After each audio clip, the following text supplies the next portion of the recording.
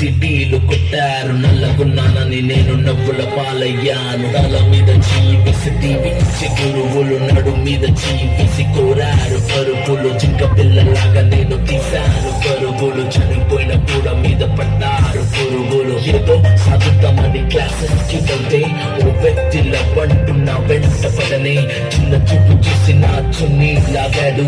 Acid దాడుల్లో నా పేరెక్కించాడు. Road మీద రేపు చేసి రోకల్స్ చెప్పారు. ఇది విన్న మా డాడీ కుక్క పెట్టి వచ్చాడు. క్యాండిల్ పట్టుకొని వాకింగ్ చేస్తారు. క్యాండిల్ ఆరిపోగానే ఇంటికి వెళ్ళిపోతారు.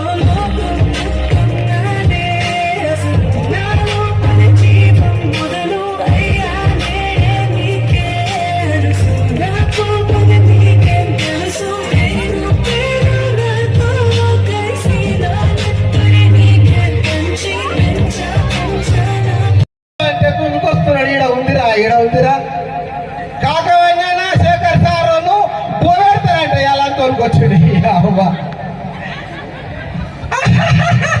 అంటున్నారమ్మా అంటున్నారు కానీ నా కడుపులో లోకుతుంది. నాకు అమ్మా నాన్నలు ఎవరు లేరమ్మా. నేను ఒక అనాథను.